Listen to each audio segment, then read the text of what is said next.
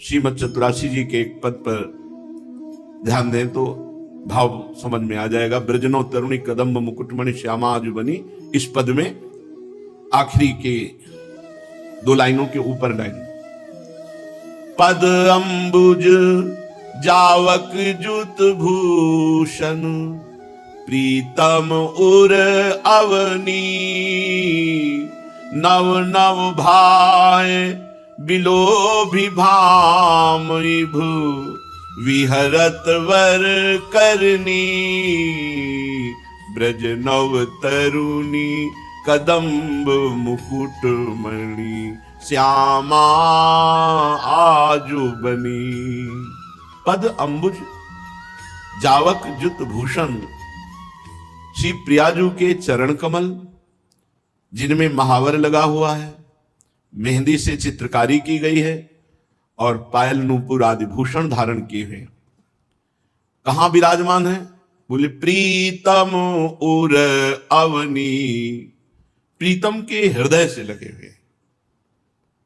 इसमें वर्णन करते हैं, पूर्वत्र शैव धत्रे परत हरिणार्प्यते बलाधृतियत, श्री चरणों के समीप बैठकर श्री कृष्णचंद्र जी, श्री लाल जी बलपूर्वक श्री लाडली जी के चरणों को लेकर अपने से हृदय से लगाते हैं। श्रीमद राधा सुधा निधि में हृदयर्पितम मधुपते स्मरताप मुग्रम निर्वापयत परम शीतलमाश्रयामि, श्री लाल जी लाडली जी के चरणों को जब ऐसे अपने वक्षा स्थल पर रखते हैं तो उनके हृदय का जो स्मरताप है उसका शमन हो जाता है, परम शीतलता, परम शांति। हम ऐसे राधा चरणारविंद के आश्रित हैं जिनकी महिमा 2 ही जानते हैं, संपूर्ण महिमा वृंदावन और या लालजू। ऐसे हम गोरे चरणारविंद के आश्रित हैं। हमारा बल श्री वृंदावनाधीश्वरी के चरणारविंद है, हमें हारना नहीं है। चाहे जैसी परिस्थिति हो, हमें भागना श्री जी के चरणों की तरफ ही है। हमें कभी निराश नहीं होना, ये माया निराश करेगी। बार बार हमसे ऐसी गलती होंगी, ऐसे आचरण होंगे कि लगेगा कि अब हम श्री जी के लायक नहीं है, ऐसा लगेगा। ये बड़ा नीच मन है, ये कभी विश्वास योग्य नहीं है। बहुत अच्छा सपोर्ट करेगा, एकदम विरोध करके गिरा देगा, और जब साधक गिरता है तो उसको लगता है मैं लगता हूं नहीं चल पाऊंगा इस मार्ग में, ये बार बार मुझे गिरा देता है मन। निराश नहीं होना, हताश नहीं होना, फिर भागो श्री जी के चरणों की तरफ। बहुत उदार चरणारविंद है, बहुत करुणामय है, प्रेम की अजस्र धारा शरणागतों पर बरसती रहती है। बाट जो हो कब वर्षा होगी हमारे ऊपर प्रेम की, जब ये काम क्रोधादि दोष सब धुल जाएंगे और हम निर्मल भाव से अपनी प्यारी जो प्यारे जू में ही तन्मय बने रहेंगे। दुर्भाग्य है, श्री जी तो कृपा करती हैं पर हम उस कृपा की अवहेलना करके फिर भोगों की तरफ चले जाते हैं। मीना जालेन दासई सरसी मृग गणा वागुरा विश्वरणे, हिंसई संसार चक्रे हरि विमुख नरा माया मोह पासई, कारागारे सुगाढ़ोद्धत नृपतिभटई तस्करा श्रृंखलाभिर, वृंदारण्ये वयम चाद्भुत रसबलितस्तद्गुणाघई निर्बद्धा। जैसे सरोवर में जाल डाल करके खेलती हुई आनंदमयी मछलियों को पकड़ लेता है पकड़ने वाला, जैसे क्रूर व्याध वीणा की ध्वनि में मुग्ध करके हिरणों को पास बुलाता है और बाणों से बेध देता है, ऐसे ही ये काल भोगों की फांसी डालकर, जाल डालकर, हमें फंसाकर पूरा जीवन नष्ट कर देता है। ऐसे ही नाना प्रकार की मधुरता सुनाकर इस लोक में ये सुख, परलोक में अप्सराएं मिलेंगी, ये हमको काल अपने अधीन किए हुए है। नाना प्रकार की भोग सामग्री भोगने की इच्छा रूपी जाल में हम फंस करके आनंद समुद्र प्रभु से बिलग हो गए। नाना प्रकार के भोगों की महिमा सुन करके हम ऐसे बिंध गए जैसे व्याध वीणा सुनाकर मृग को बाणों से बेंध देता है। अब ऐसा लगता है कि हम प्रभु के मार्ग में ही नहीं चल सकते, हमें तो भोगों ने परास्त कर दिया और भोगों के बिना अब हम जी नहीं सकते। ये बहुत बड़ी दुर्गति है, इसी का नाम दुर्गति है। श्रीपाद कह रहे हैं ऐसे माया चक्र में वही फंसता है जो हरि शरणागत नहीं है। जो जो वृत्ति हरि से विमुख है वही फंसा देगी। अगर हरि के सन्मुख हर वृत्तियां अर्पित की जाए, हर आचरण अर्पित किए जाए, तो फिर माया की ताकत नहीं कि हमें फंसा सके। इसीलिए कहते हैं निरंतर नाम जपने का अभ्यास करो, राधा राधा राधा राधा।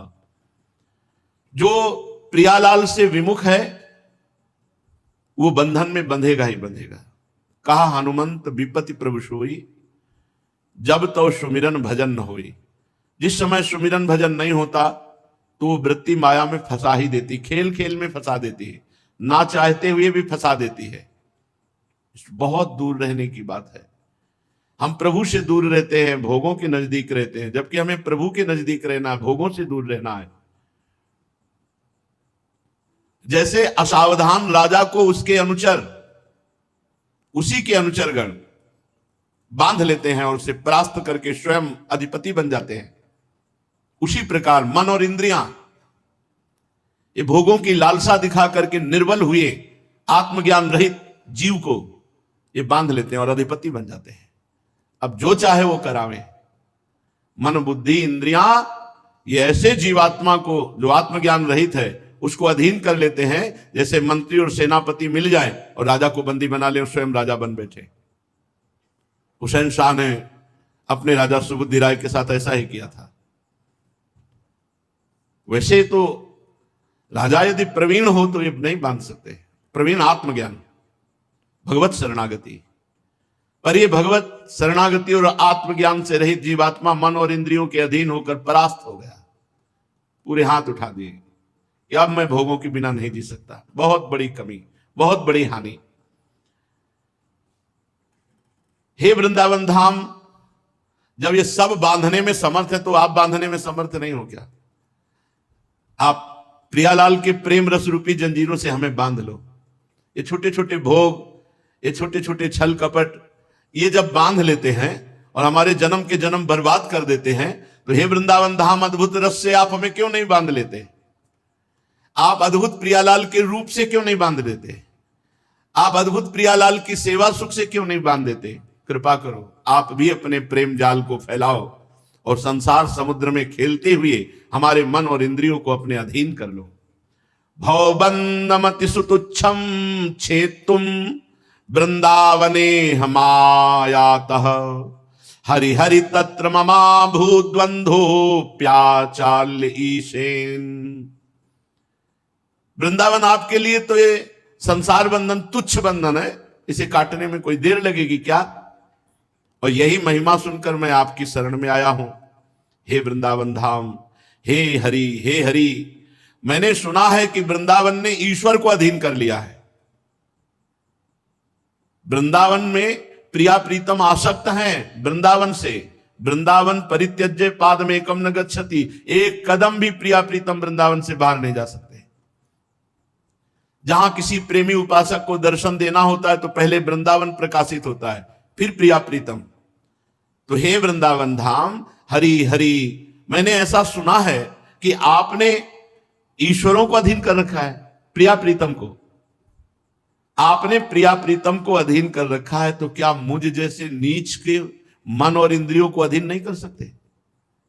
आपकी अपार सामर्थ्य है। जब आपने प्रिया प्रीतम के मन बुद्धि को अधीन कर लिया, वृंदावन परित्यज्य पादम एकम न गच्छति, तो मुझ जैसे नीच के मन और इंद्रियों को अधीन नहीं कर सकते।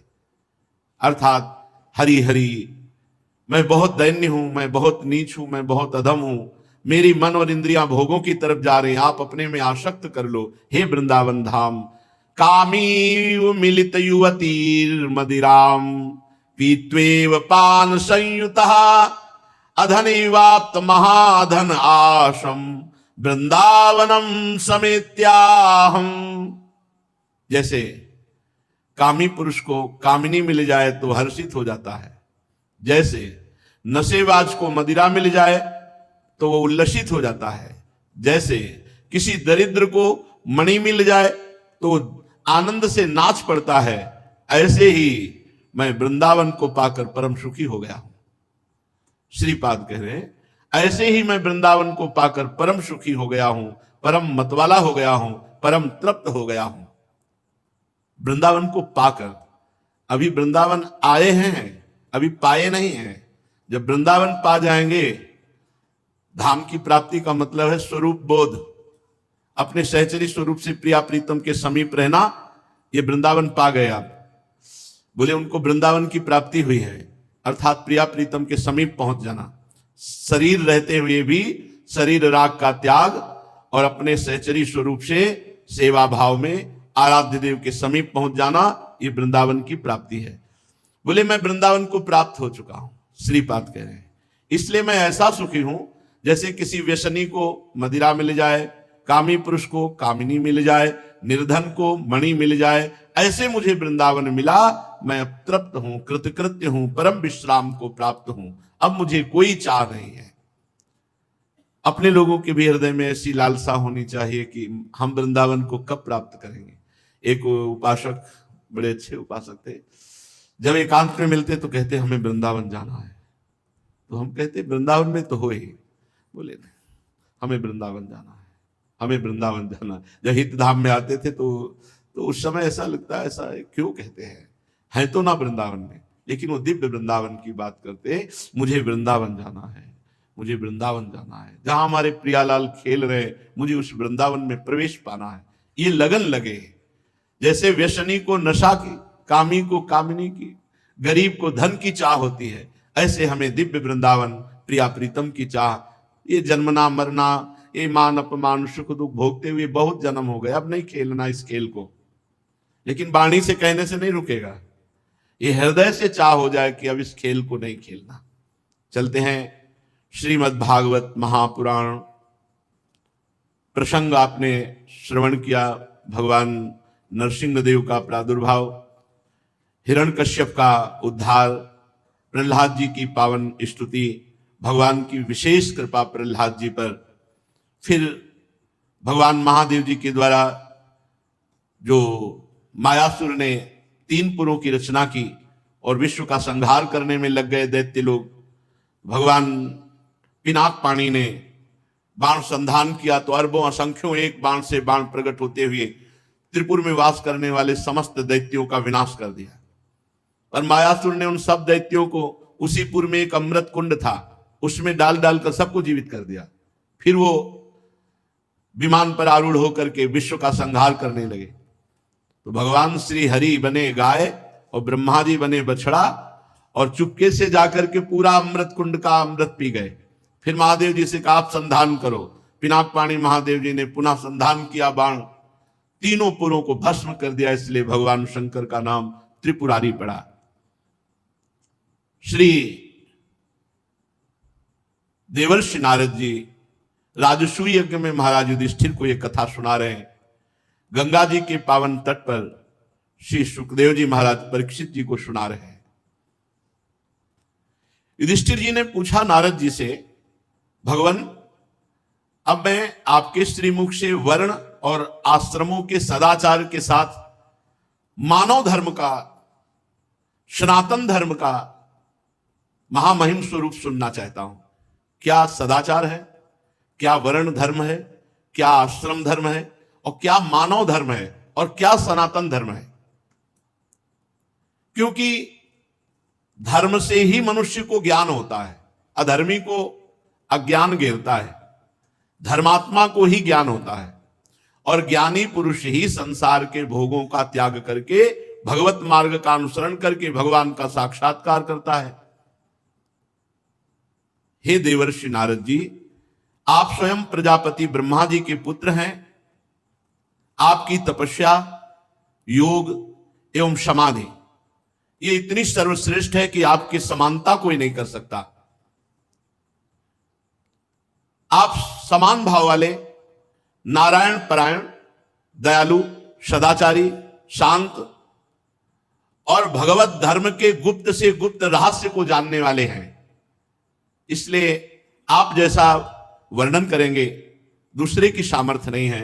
आप कृपा करके हमारे प्रश्न का उत्तर दीजिए। वर्ण धर्म क्या है, आश्रम धर्म क्या है, मानव धर्म क्या है और सनातन धर्म क्या है। नारद जी ने कहा, युधिष्ठिर, अजन्मा भगवान समस्त धर्मों के मूल कारण है। जितने भी धर्म हैं सबके मूल कारण परमेश्वर ही हैं, भगवान ही हैं। चाहे जिस नाम से पुकारा जाए, सबके मूल कारण भगवान है। वही प्रभु चराचर जगत के कल्याण के लिए धर्म रूप से अवतरित हुए। जो सनातन धर्म है वो वेद स्वरूप है। जो वेद है वो भगवान है। इसलिए भगवान श्री हरि ही सनातन धर्म है। जो भगवान श्री हरि के तत्व को जानने वाला महात्मा है वो सनातन धर्म है। जो स्मृतियां हैं वो सनातन धर्म है। धर्म पूर्वक जब कर्म किया जाता है तो कभी आत्मग्लानि नहीं होती, सदैव आनंद प्राप्त होता है। और जब धर्म से विमुख आचरण किया जाता है तो आत्मग्लानि होती है। हमारे सनातन धर्म के 30 लक्षण हैं। ये देवर्षि नारद जी कह रहे हैं सनातन धर्म क्या है? वेद। वेद क्या है? भगवान का साक्षात स्वरूप श्री हरि ही वेद रूप से हैं। तो सनातन धर्म वेद, सनातन धर्म श्री हरि और सनातन धर्म साक्षात भगवान का स्वरूप है।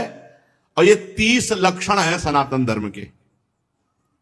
ये जो सनातन धर्मावलंबी जन है ध्यान दें, हमारे सनातन धर्म के 30 लक्षण हैं। ये सबसे पहला है सत्य। ये जो झूठ बोलते हैं अपने को सनातन धर्मावलंबी कहते हैं, ये धर्म का उल्लंघन कर रहे हैं। और अब 100 में कम संख्या होगी, 1000 में कोई एक हो जो इस बात पर विचार करता हो कि मैं झूठ ना बोलूं। 1000 में 100 तो नहीं पढ़ पाएगा। 100 में 99 बोले तो नहीं चलेगा। 1000 में एक कोई होगा जो ये विचारवान हो कि मैं सत्य बोलूं, झूठ ना बोलूं। हम लोग बड़े गर्व से कहते हैं हम सनातन धर्मावलंबी हैं। तो सनातन धर्म का पहला लक्षण है सत्य। और सत्य क्या है? भगवान। सब कोई जानता है मरने के बाद जब शव यात्रा होती तो सब बोलते हैं राम नाम सत्य है। जैसे अपने ब्रज में बोला जाता है कृष्ण नाम सत्य है, गोपाल नाम सत्य है, गोविंद नाम सत्य है। अगर भगवान का नाम जप नहीं करते तो किस बात के सनातन धर्मावलंबी? सत्य नहीं बोलते तो किस बात के सनातन धर्मावलंबी? रघुकुल रीति सदा चली आई, प्राण जाए पर वचन न जाए। एक बार कह दिया तो प्राण चले जाए पर अपने वचन नहीं झूठे होने देते थे। और यहां सुबह वचन देते हैं, शाम के भूल जाते हैं। सुबह कसम खाते हैं, शाम के तोड़ दे। और हमें गर्व से कहते हैं हम सनातन धर्मावलंबी हैं। हमारे सनातन धर्म के 30 लक्षण हैं। अगर ये लक्षण नहीं है तो आप कैसे कह सकते हो? पहला ही लक्षण है सत्य। सत्य है भगवान नारायण हरि राम कृष्ण। सत्य नारायण सच्चिदानंद रूपाय विश्वोत्पत्त्यादि हेतवे तापत्रय विनाशाय श्री कृष्णाय वयम नमः। जब भगवान कंस कारागार में प्रकट हो रहे हैं तो समस्त देवता करके जब स्तुति करते हैं तो पहला ही श्लोक है सत्यव्रतम त्रिसत्यम। त्रिकाल में जो सत्य है वो भगवान सत्य। नाम जप नहीं करते, सत्य नहीं बोलते, सत्य मार्ग पर नहीं चलते, किस बात के सनातन धर्मावलंबी? सत्य को समझो। दूसरा दया। ये हमारे सनातन धर्म के 30 लक्षण है। दया, सब पर दया। दया करने की सामर्थ्य उसी के हृदय में आएगी जो दया का उल्टा क्या है? याद। जिसे याद है कि मैं कौन हूं, मेरा कर्तव्य क्या है, मैं सनातन धर्मावलंबी हूं, मेरा कर्तव्य है सब पर दया करना और सदैव भगवान की याद में रहना और सत्य बोलना, सत्य आचरण करना। 2 ये हुए। तीसरा है तपस्या। सनातन धर्म का लक्षण तपस्या किसे कहते हैं? जो अपने धर्म में चलने पर कष्ट प्राप्त होता है उसे आनंद पूर्वक सहा जाए, उसे तपस्या कहते हैं। जो भी अपने धर्म पर चलने पर कष्ट मिले, काम आदि जलाते हैं, क्रोध आदि जलाते हैं, बहुत प्रकार के ताप हैं। जैसे अब प्रातःकालीन बेला पर उठ करके स्नान करके अपनी दिनचर्या पे आना बड़ा कठिन है। 8 बजे तक खूब सोना, तो कहां वो 8 बजे तक सोना और कहां 2 बजे रात्रि के जग करके अपनी दिनचर्या करना। तो अपने धर्म के पालन में जो हमें कष्ट मिलता है उसे तपस्या कहते हैं। हमारे सनातन धर्म का तीसरा लक्षण है तप, तपस्या। चौथा है शौच। शौच माने पवित्रता, शरीर की बाहरी पवित्रता और हृदय की आंतरिक पवित्रता। ये सनातन धर्म है। खड़े खड़े लघु शंका करते हैं, पूरे कपड़े में छिट्टी पड़ती है, अपवित्र। शौचालय की सीट पर बैठकर लघु शंका करते हैं, उठे चल दिए, अपवित्र। शौच हुए, वैसे हाथ धो लिया, चल दिए। नहीं, बाहरी और भीतरी दोनों पवित्रता होनी चाहिए। लघु शंका ऐसे स्थान पर करो जहां लौट कर तुम्हारे ऊपर छिट्टी ना पड़े। हाथ धोइए, पैर धोइए, आचमन कीजिए। शौच उतने ही कपड़ा पहनकर होइए जितने प्रक्षालन धो सको। और साबुन मात्र से पवित्रता नहीं मानी जाती। साबुन से एक बार हाथ धो लो तो एक बार रज से जरूर हाथ धो। थोड़ी रज ले लो, मान लो आजकल बड़ी आधुनिकता है कि नालियां जाम हो जाएंगी, तो थोड़ी रज ले लो, और रज का स्पर्श ही पवित्र करता है। जल, मिट्टी, रज आदि से बाहरी पवित्रता, और छल कपट, गंदी बातें सोचना, गंदी बातों के संकल्प बनाना, ये सब अंदर की अपवित्रता है। इसका त्याग कर दे। छल कपट, गंदी बातों का चिंतन, गंदी बातों का संकल्प त्याग करने से आंतरिक पवित्रता होती है। और बाह्य और आंतरिक दोनों पवित्रता पूर्ण रूप से सुरक्षित रहेगी यदि धर्म का पहला लक्षण सत्य, सत्य है हरि, सत्य है हरि नाम, यदि नाम चल रहा है तो भीतर और बाहर दोनों से पवित्र रहोगे। सवायाभ्यंतर शुचि, वाय अभ्यंतर शुचि।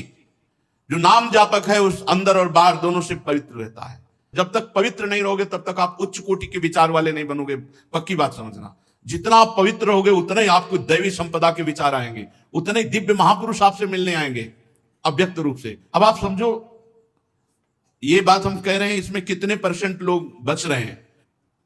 पवित्रता बहुत जरूरी है। पवित्रता, ये जो आज के लोग है ना, बोले मन पवित्र होना चाहिए। सर ये बाहरी सब क्या है, तो दिखावा है। तो मन कैसे पवित्र होगा? बाहरी तो तुम्हारा मन अपवित्र हुआ है, भोगों में, शरीर में, संसार में। तो यहीं से पवित्रता शुरू होगी, तब तुम्हारा मन पवित्र होगा। बाहर से पवित्र होते होते अंदर पवित्र हो जाओगे। बाहर अपवित्र है तो। हमारा सनातन धर्म का लक्षण चौथा है पवित्रता।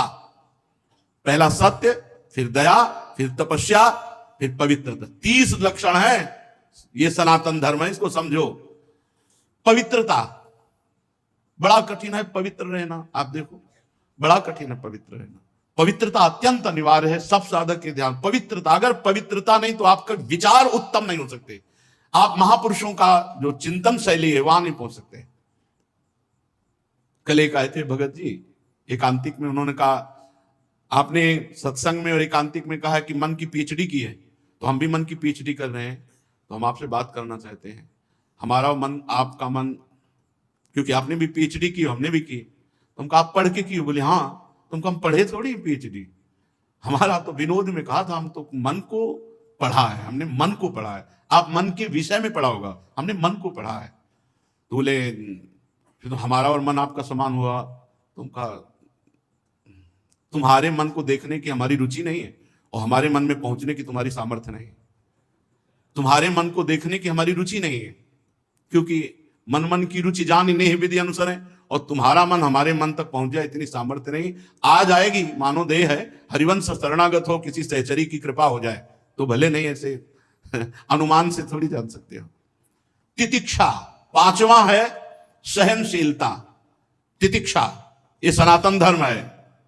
देखो महाराज शिवी ने कबूतर की रक्षा के लिए अपने देह के मांस को काट के तितिक्षा, दूसरों के हित के लिए, दूसरों के मंगल के लिए भीषण से भीषण कष्ट सह जाना, भारी से भारी कष्ट धर्म के लिए सह जाना। श्री गुरु गोविंद सिंह के दोनों लाडले राजकुमार प्राण प्रिय दीवाल में चुनाए जा रहे हैं, लेकिन धर्म के आगे ना उनके हृदय में शोक है, ना उनके हृदय में मोह है। धर्म के लिए बलिदान, तितिक्षा, हर कष्ट को सहकर अपने धर्म का पालन करना, धर्म का त्याग नहीं करना। धर्म भगवान का साक्षात स्वरूप है। अगर आप धर्म के लिए कष्ट सहेंगे तो फिर कष्ट रह ही नहीं जाएंगे, अद्भुत आनंद आएगा।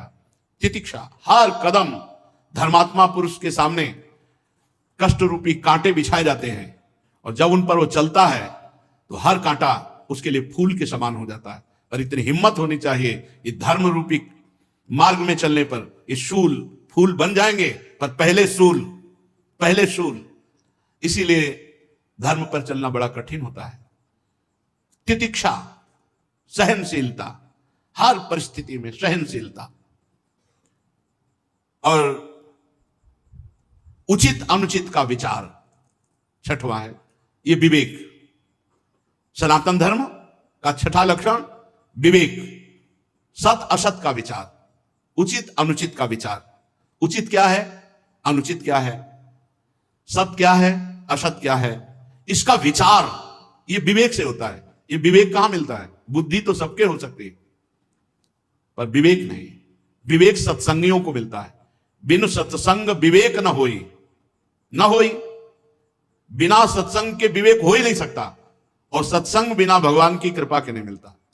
बिन सत्संग विवेक न होई, राम कृपा बिनु सुलभ न सोई, राम कृपा बिनु सुलभ न सोई। उचित अनुचित का विचार। सातवां मन का अधीन करना। यह है सनातन धर्म, मन का अधीन करना, संयम में लेना। जो मन चाहे वो थोड़ी नहीं, जो धर्म कह रहा है उसके अनुसार मन को चलाना, ये मन का संयम करना बड़ा कठिन है। मन का संयम करना, बातें बना लेना, अधिक बात, बड़े बड़े ज्ञान की बातें आके जब करते हैं, फिर जब मन के संयम की बात करते हैं, ईमानदारी से वृंदावन में बैठे हो, सत्य बताओ, तो फिर चुप हो जाते हैं। ज्ञान तभी सार्थक है जब संयतेन्द्रिय, श्रद्धावान लभते ज्ञानम तत्परा संयतेन्द्रिय। जो तुमने ज्ञान जाना, तत्परा उसके परायण हो और अपनी इंद्रिय मन को संयम में लो, तब तो तुम्हारा ज्ञान सार्थक। नहीं तो बकवास है, ज्ञान थोड़ी है। ये बातें बनाना अलग बात, अपने लोग पूरा जीवन इसी में चल रहे हैं, पूरा जीवन का निर्णय बता रहे हैं। भगवान की कृपा के बिना एक कदम भी नहीं चल सकते, भगवान की कृपा के बिना एक दिन भी पवित्र नहीं रह सकते, एक दिन भी। ये हाथ उठा कहते हैं।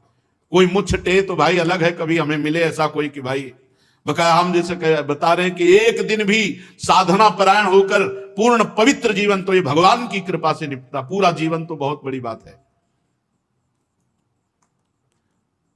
मन का संयम और फिर इंद्रियों का संयम। फिर अगला है अहिंसा। मन से, वचन से, शरीर से किसी की भी हिंसा ना करना, यह सनातन धर्म है। अहिंसा। वाणी से ऐसे कठोर शब्द मत बोलो किसी का दिल दुख जाए। आपको बोला हो तो उसका स्वभाव है, आप सनातन धर्मावलंबी, आप ऐसा ना बोले। शरीर से किसी को पीड़ा पहुंचाएं, ऐसा हमारा आचरण ना हो। मन से किसी का बुरा सोचे, ऐसा हमारा मन ना हो। तो हमारा तन, मन, वचन तीनों हिंसा रहित हो, तभी अहिंसा, ये सनातन धर्म का लक्षण हमारे हृदय में आएगा। फिर है ब्रह्मचर्य, ये सनातन धर्म का लक्षण। सत्य, दया, तपस्या, शौच, तितिक्षा, उचित अनुचित का विचार, मन का संयम, इंद्रियों का संयम, और 9वां अहिंसा, और 10वां ब्रह्मचर्य। ये ब्रह्मचर्य सबके लिए है, बहुत घातक है भोगों का आकर्षण। ब्रह्मचर्य के बिना पूरा का पूरा जीवन खोखला हो जाता है। मन से, वचन से और शरीर से, तीनों से ब्रह्मचर्य होता है। मन का ब्रह्मचर्य, विषयों का चिंतन ना करना, यहीं से नाश प्रारंभ होता है, पतन यहीं से होता है।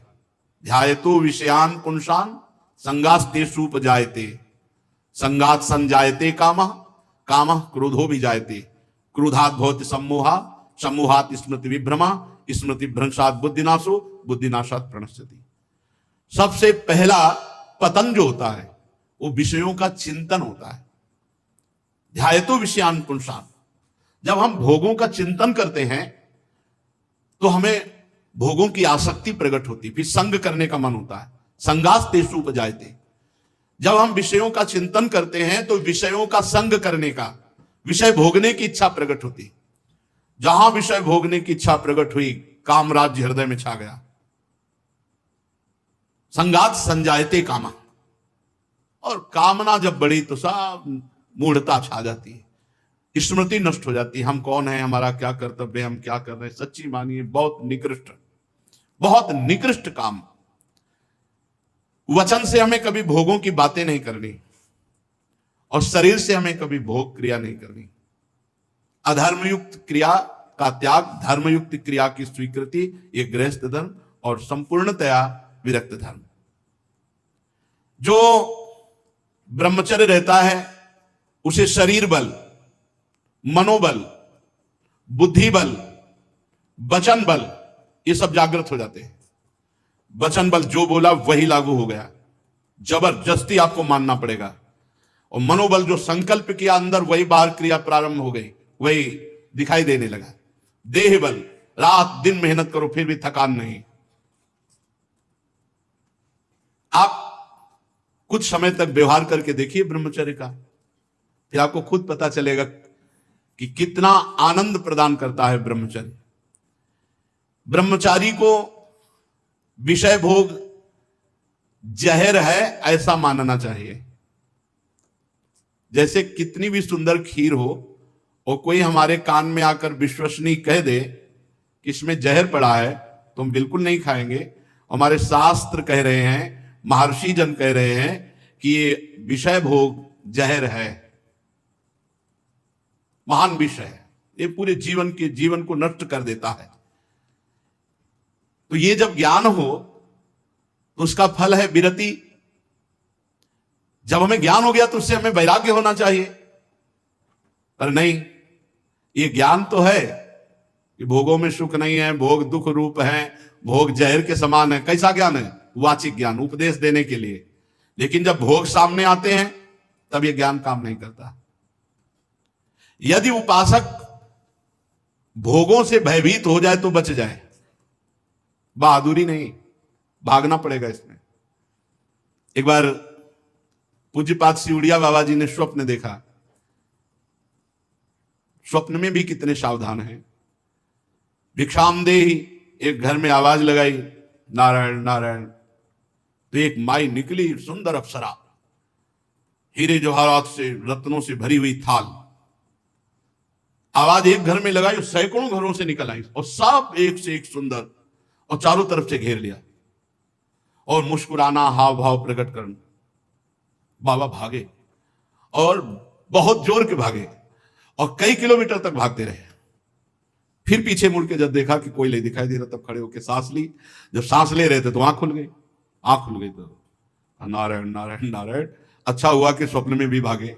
भागने से ही बचोगे, यहां जीतने के चक्कर में मत पड़ना, बहुत धोखा है। ये मन बहुत धोखेबाज है।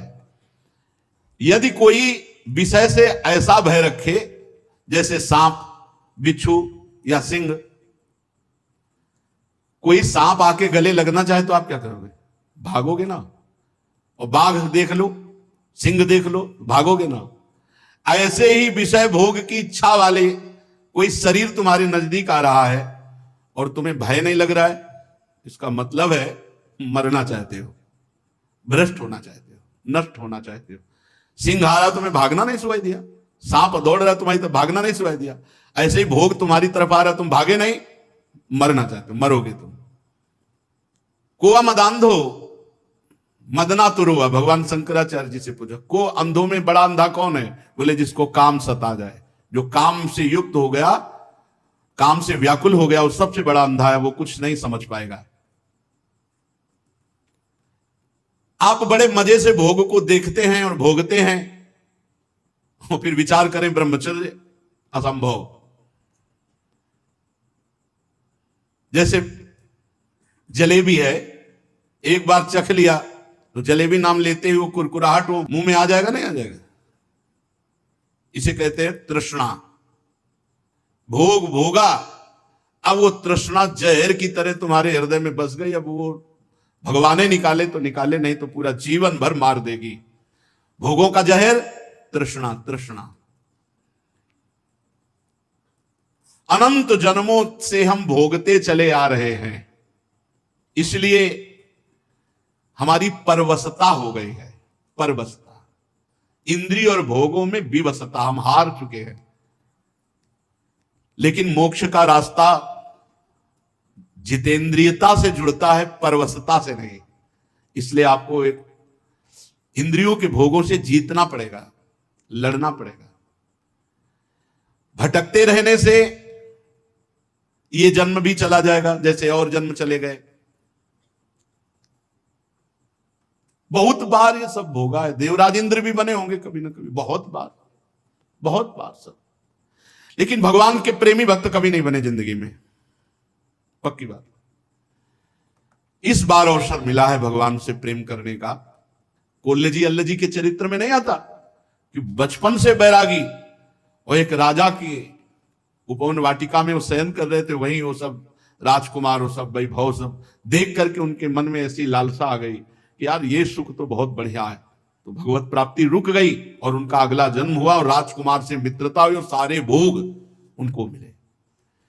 अगर कोई वासना लेकर इस मार्ग में, तो फिर पहले वासना पूर्ति होती है। ये मन मकड़ी के जाले की तरह वासना बुनता रहता है, छोड़ दो इसे, बस ये अपना काम करता है और हमको फंसाता है। जाल ये बुनता है और फंसाता हमको है।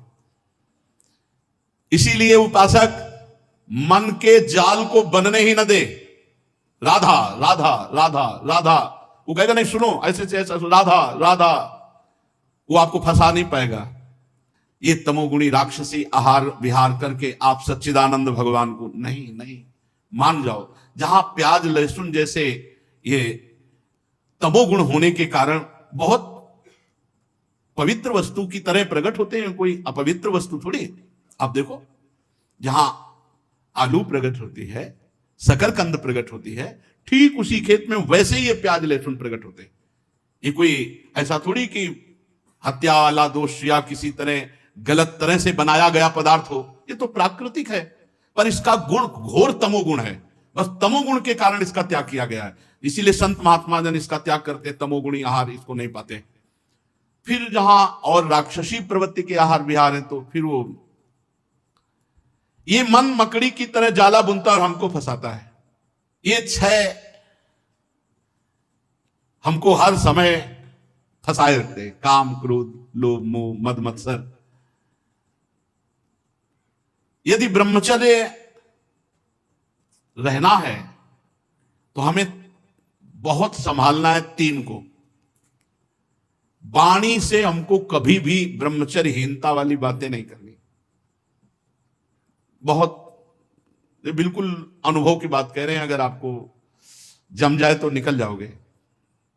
किसी भी तरह से अश्लील बात, गंदी बात वाणी से नहीं निकालनी। मौन हो जाओ, मत बोलो। बहुत चीजें ऐसी होती हैं जो अनुभव करके बोली जाती है। वाणी से आप रोज किसी से कहो झूठी ऐसे, मैं आपके बिना नहीं जी सकता, मैं आपके बिना नहीं जी सकता। एक दिन आपके मन में आ जाएगा मैं आपके बिना नहीं जी सकता। एक दिन आप स्वीकृति स्वयं में कर लेंगे कि मैं आपके बिना नहीं जी सकता। वाणी से बोलते रहो, तुम देख लेना, एक दिन किसी एक से बोलते रहो मैं आपके बिना नहीं जी सकता। फिर दूसरे दिन बोलना मैं आपके, कुछ दिन में मन से आ जाएगा मैं आपके बिना नहीं जी सकता। फिर स्वयं में आ जाएगा मैं आपके बिना नहीं जी सकता। जब हम वाणी से गंदी बातें करते हैं तो तुरंत मन उसका चिंतन करता है और वो उल्लसित हो जाता है। इसलिए वाणी से पहला ब्रह्मचर्य। हमें रसना कटो जो अन्न रटो। अन्न बात जो प्रियालाल से विमुख करने वाली बात, जो कुत्सित बात विकारें, जो विकार बढ़ाने वाली गंदी बात है, वो हमें नहीं करनी। नियम ले लो, नहीं करनी। आज से नियम ले लेते। जितने लोग कथा सुन रहे हैं, कोई इसमें पैसा लगने की बात नहीं। वाणी से हम गंदी बात, अश्लील बात, गलत बात नहीं बोलेंगे। वाणी का ब्रह्मचर्य। वाणी से गंदी बात नहीं बोलेंगे, अश्लील बात नहीं बोलेंगे, जो भगवत विमुख करने वाली बात है हम नहीं बोलेंगे। नियम ले लो, कोई कसम खाने की बात थोड़ी कर, नियम ले लो। जहां ऐसी बात आवे हम मौन हो जाओ। दूसरी बात, श्रवणेंद्री से हम कभी अश्लील बात नहीं सुनेंगे, गंदी बात नहीं सुनेंगे। बहुत प्रभाव पड़ता है, बहुत प्रभाव पड़ता है। श्रवणेंद्री से जो हम सुनते हैं उसका तत्काल मन पकड़ करके मनन करता है और वो उसी तरफ चल पड़ता है जिस तरफ की बात हम सुनते हैं। और नेत्रेंद्री से जो हम देखते हैं वो बहुत तुरंत प्रभाव पड़ता है। देखो, नेत्रेंद्री से ऐसे कोई ग्रंथ मत पढ़ो, कॉपी ऐसी पुस्तिका जो ब्रह्मचर्यहीनता वाली है। ऐसे कोई दृश्य मोबाइल से मत देखो जो ब्रह्मचर्यहीनता वाले हैं। ऐसे कोई दृश्य बाहर मत देखो, पशु पक्षी आदि मैथुन करते हुए ऐसे कभी मत देखो। इसका बहुत बड़ा प्रभाव होता है। अगर इन तीन का संयम कर सको तो आपके ब्रह्मचर्य में बहुत लाभ मिलेगा। पहला वाणी से, दूसरा श्रवणेंद्री से, तीसरा नेत्रेंद्री से। और खास बात यह है कि जिससे हमारा ब्रह्मचर्य नष्ट होता है उससे सानिध्य न दे कभी। ऐसी कोई क्रिया, ऐसे कोई व्यक्ति का संयोग जो हमारे ब्रह्मचर्य का घात करे, बहुत बहुत सावधानी। पर ये ऐसा दलदल है कि एक बार जो फंस गया भगवान ही निकाल सकते हैं। जिस समय मन अपने स्वरूप में आया वो सब करवा लेगा। बहुत विचित्र है, बहुत विचित्र है, बहुत विचित्र मन का खेल। हमें ऐसा कोई रिश्ता नाता, कोई संबंध जो हमारे ब्रह्मचर्य को नष्ट कर रहा है, दूरी बनानी चाहिए। और भोजन का ब्रह्मचर्य पर बहुत बड़ा प्रभाव है। यदि आप अधिक मिर्च वाली घर में ही बना के करें, अधिक मिर्च वाली, अधिक तेल घी वाली ये पदार्थ पाएंगे तो ब्रह्मचर्य स्वाभाविक नष्ट हो जाएगा बिना किसी क्रिया के। ब्रह्मचारी को एक बीमार की तरह भोजन पाना चाहिए। जैसे मूंग की दाल है, घिया की सब्जी, रोटी, बस क्योंकि उसे पावर की जरूरत नहीं है, उसे अधिक पावर की जरूरत नहीं है। स्वयं में सामर्थ्य सुरक्षित है, इसलिए बाहरी पदार्थों से बादाम चबा रहे हैं, काजू चबा रहे हैं, हलवा खा रहे हैं और बहुत प्रकार के मीठा आदि। मीठा तो ब्रह्मचर्य में थोड़ा बस ले ले, इसके बाद अधिक मीठा भी वो जहर का काम करेगा, स्वाभाविक ब्रह्मचर्य को नष्ट कर देगा। जो भोजन कब्जियत बनाती है, अगर ऐसा भोजन पाया जाएगा तो ब्रह्मचर्य अपने आप स्वप्न दोष के रूप में नष्ट हो जाएगा। सात्विक भोजन, पेट साफ, बहुत आवश्यक है। हल्का भोजन कम मात्रा में, पेट उधर, तो बहुत सुंदर आपके भजन की वृत्ति बढ़ेगी। आपका ब्रह्मचर्य बहुत लंबे समय तक आबाद चलेगा।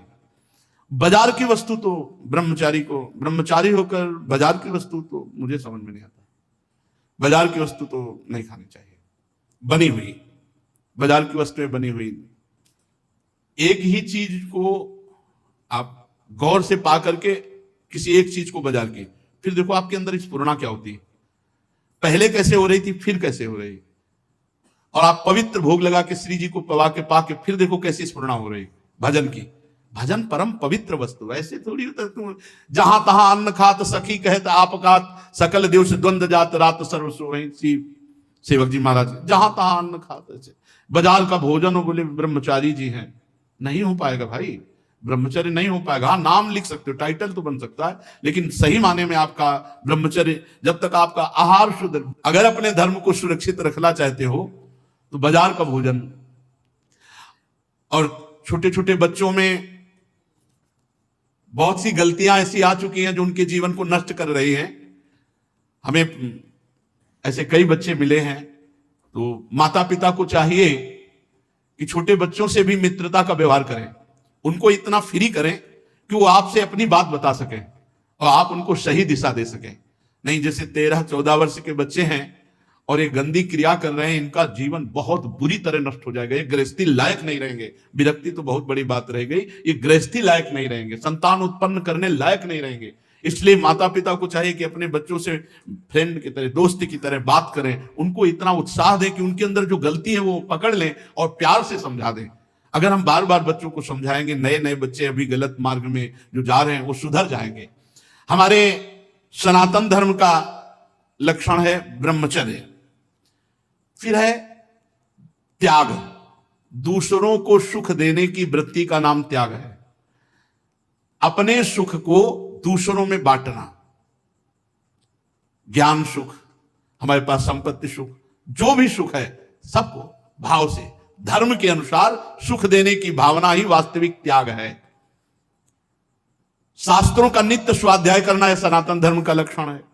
स्वाध्याय, रामचरितमानस है, गीता जी है, श्रीमद् भागवत है, गीता पुरुष, बहुत सी बड़े बड़े महापुरुषों की छोटी छोटी ग्रंथ है, जैसे पूज्य राधा बाबा के, भाई जी पूज्य जयदयाल जी, पूज्य स्वामी राम सुखदास जी महाराज, इन महापुरुषों की छोटी छोटी पुस्तिकाएं हैं, उनको ले लेना चाहिए।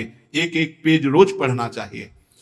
रोज अपने घर में चाहे 10 मिनट ही कहो, श्रीमद् भागवत या रामायण, इन गाथाओं को गाओ, जिससे तुम्हारा घर पवित्र हो, तुम्हारे परिवार के जनों के कान में पड़े तो मंगल हो।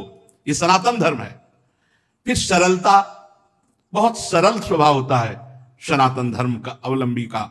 ये मुख में कुछ और, हृदय में कुछ और, आचरण में कुछ और, ये छल कपट नहीं। सरल स्वभाव न मन कुटिलाई, सनातन धर्म भगवत स्वरूप है। फिर संतोष, जिसमें भगवान प्रसन्न हो, हमें बिल्कुल वैसे ही राजी रहना है। हमें इंद्रिय और मन के अनुसार ऐसे आचरण नहीं करने जो भगवान के विमुख हो। जैसे भगवान हमें रख रहे, हम उसमें संतुष्ट हैं, जैसी परिस्थिति में रख रहे।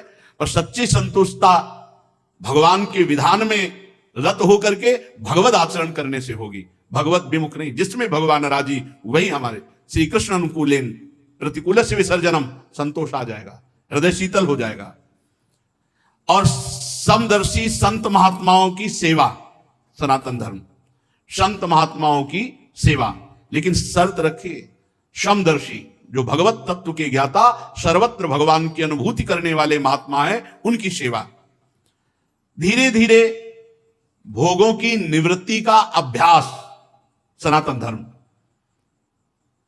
मनुष्य के अभिमान का फल बड़ा उल्टा विनाशकारी होता है, ऐसा विचार करके अभिमान का त्याग और मौन, वाणी से अधिक न बोलना, संयम पूर्वक बर्ताव करना या मौन रहना।